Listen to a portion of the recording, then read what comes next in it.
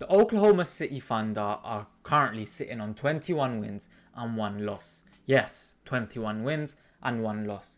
And most of those results come with their second best player injured in Jalen Williams. They've won 13 in a row and don't look like slowing down. Only 4 teams have gone 20-1 to start a season.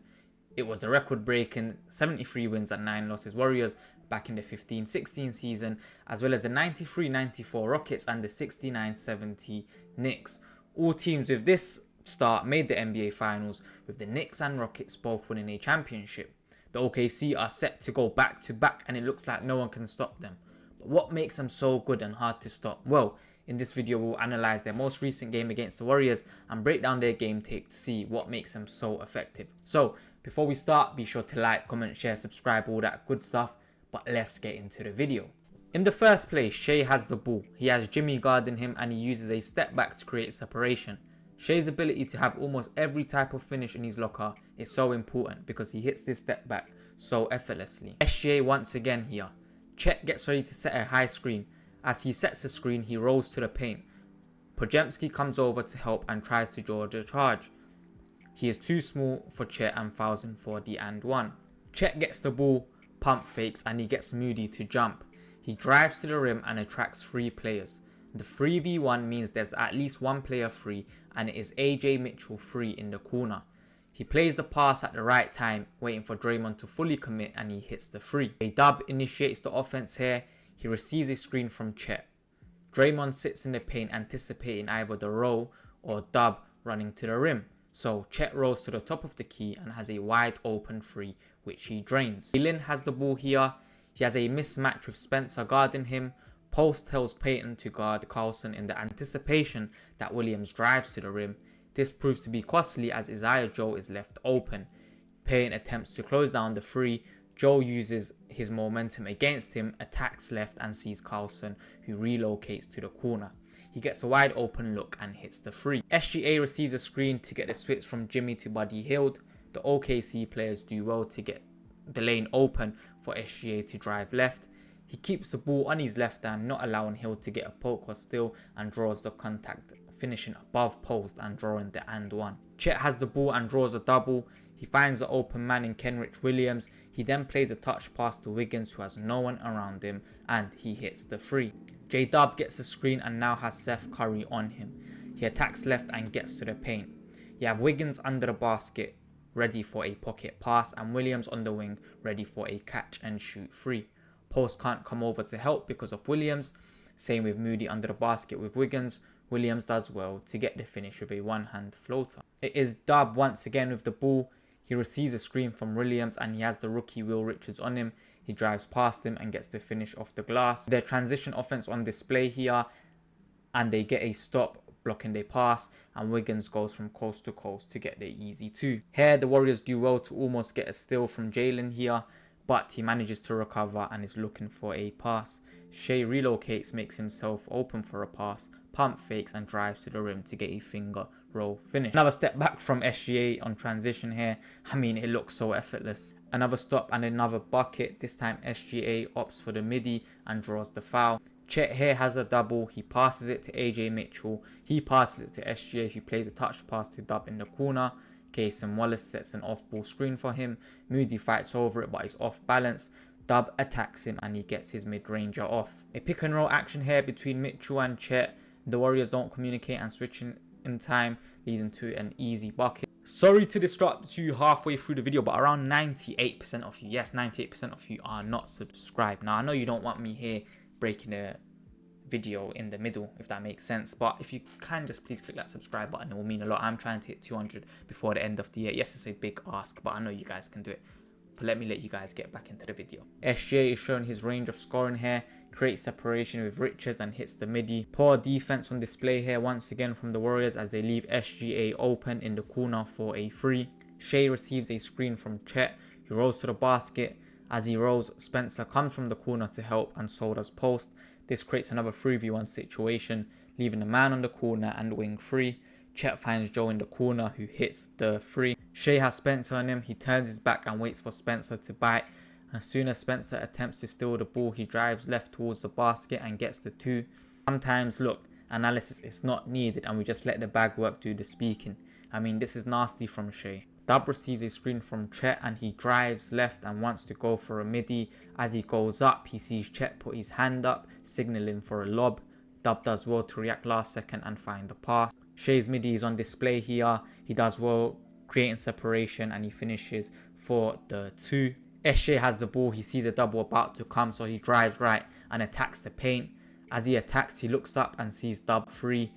Dub with the touch pass to the corner, and it's another free from an assist for OKC. And then to end the game, it's magic from Shai. I mean, the guy is honestly unguardable. The guy is such a good player. I think what we're witnessing from Shai Gilgeous-Alexander is greatness. And not only him, I'm going to touch up on him a bit later, but I just wanted to talk about OKC in general and go through some of their stats. But just before I do that, let's just talk about them as a team.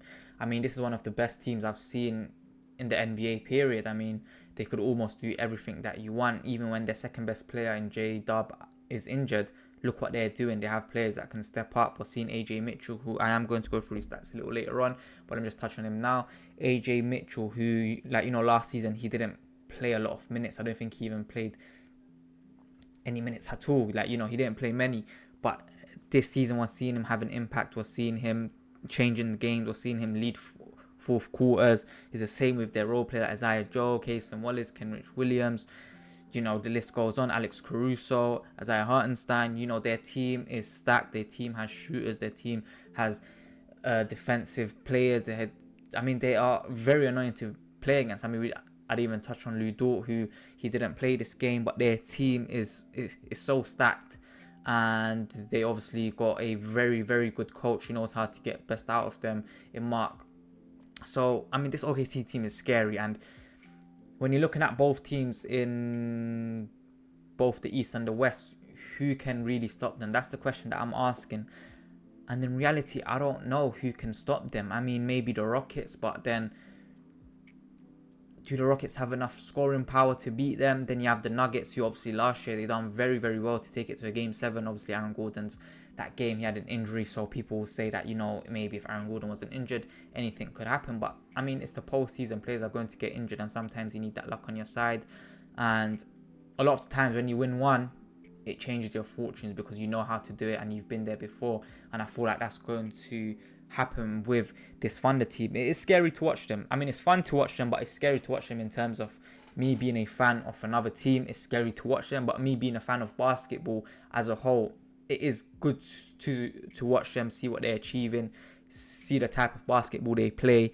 And, like, you know, they just have great players, especially Shai Gilgeous-Alexander, who, I mean, for some reason he gets a lot of hate, but for me, what we're witnessing from him is absolutely greatness. But anyways, let me just go into the stats for the OKC. Their offensive rating is 119, which is 5th in the NBA, right? The defensive rating, they only give up around 103.8 points, which is 1st in the NBA, right? But it's 1st by a large margin. The second team, which I believe is the Houston Rockets, give up around 110. So that's an extra 3 possessions. Extra 3 possessions. And the net rating is 1st in the NBA at a 15.1. Again, that's a +4.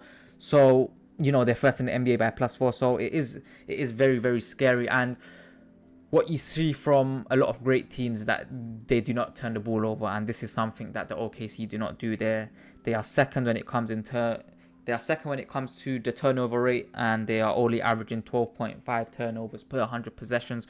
I think first is the Boston Celtics, but I mean the gap ain't too big. If you look at that, the points off turnovers, they have 24.8, which means they are forcing turnovers, and when they force turnovers, their points on transition, they get the points on transition. I mean, if you're looking at the opponent's points off turnovers, they only give up 15.5. If you're looking at the opponent's fast break points, they only give up 10.8. So they take care of the ball, and they also don't let teams hurt them in the event that they do give the ball over. If you're looking at the opponent's points in the paint, it's very hard for opponents to score in the paint. They only give up 30 points in the paint. So when you look at this team, and yes, their identity is them being a great defensive team, and there is an argument around the team where they do hack, where they do foul, and they do get away with a lot. But at the same time, when you build that reputation that they have built over the last 2 years, especially the way they play, they do the dirty things, they do the nasty things that, you can call the dark arts, and I feel like they've mastered it. They'll tap your hand, they'll tap your hip, they'll tap your legs, they'll just do the dirty things, and then after, like, those dirty things is not enough to be a foul, but what it does, it gets, like, the player they're guarding, it gets them more annoyed, it gets them a bit more aggressive, and after you see, like, when teams get annoyed and when teams get aggressive, that's how it leads to turnovers. And it's not only, one-on-one defense, it's about the way their team defends. And a great team does the basics very, very good. And that's what the OKC do. Whether it's switching, whether it's communicating, whether it's just speaking to each other, whether it's understanding their assignment, that's what the OKC know every single night when they go out. You can't win 20 games or 21 games, I think their record is right now, 13 on the bounce, while not doing the basics to a very high level. And that's what they're doing. And then after, when you have a player like Shai, who is averaging 32.8 points per game, I believe just below Luke. I think Luka's averaging something like 35, which is crazy to me. He's averaging 6.5 assists per game as well. He's shooting 54.8% from the field. If you look at his true shooting percentage, it's at 67.7. This is one of the greatest players we're going to be talking about. When he retires and when everything is all said and done, obviously if he has injuries it's different, but when it's all said and done, we are going to be looking at one of the greatest players to ever play the game. And a lot of people say, like, they don't like him because of his foul baiting, but what you got to understand is that players are scared to guard him because he has almost every finish in his locker. If not, he has every finish in his locker. What can't he do?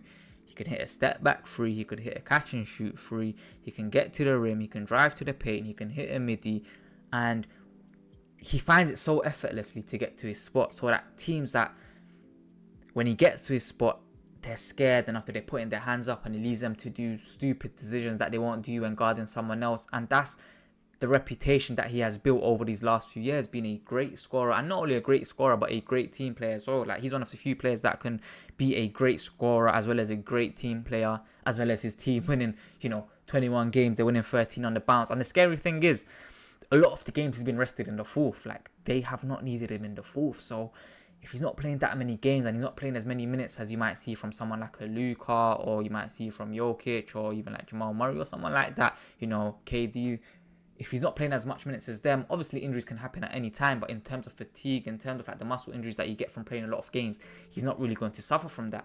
And because they create a big lead in the third quarter, they don't need him in the fourth quarter because they're up by 15, they're up by 20. So they can play guys like AJ Mitchell, they can play guys like Casey Wallace, Isaiah Joe, They can play these type of guys to come out and close the game. They can play Ihart. They can trust Chet to close out the game. And that's what they've been doing. And in the few games that he has played in the fourth quarter, boy, he is a killer. He is a killer. I was watching the Suns game, and there was a possession where I think it was a 2-point game or 1-point game. I'm not too sure, but he had Royce O'Neal on the top of the key, and Royce done great defensively. But he just hits a step back three from the top of the key, and it looks so effortless. Like, that's the hardest thing, like, for me to fathom. It doesn't even look like he's breaking a sweat, and he's doing this. And for me, this OKC team, yes, obviously their players are back, but I heart the last few games, for example, as I Hartenstein, he's been injured. So they got players coming in, and it's scary to think that last season I was a bit skeptical about them, because the hardest thing to do is win your first ring. And for me, this team has achieved it. A lot of people will say it's a lot harder to go back to back because now you're the team to beat. But for me, a young team that's coming into the NBA with the record that they had last year, all eyes were on them already. Everyone was talking about them. They weren't talking about the Lakers. They weren't talking about the Rockets. They weren't talking about like the Celtics or the Pistons or even the Pacers who made it to the finals. They were talking about, can this OKC team at such a young age, can they get over the line? Can someone like J-Dub be a good second option? And we're seeing that. We are seeing that, and it's scary, because I'm looking at teams in the West and I'm thinking, cool, maybe the Rockets, if they get one more scorer, maybe like a Derek White, who knows, maybe a Kyrie Irving, they can potentially challenge. But at the same time, there's no guarantee. Maybe the Nuggets. But this time, OKC, They've already played 7 games and they know what the Nuggets are about, and they're going to be better matched and better fitted to face them.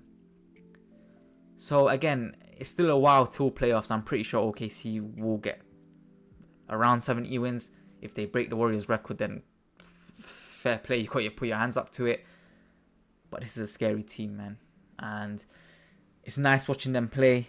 And I hope you guys do enjoy it. I hope that you guys aren't like one of them fans. Cool, you could have like your criticism of the way they may foul sometimes, the way they may hack, or the way that, like, you know, I mean, the term foul baiting, especially for Shai.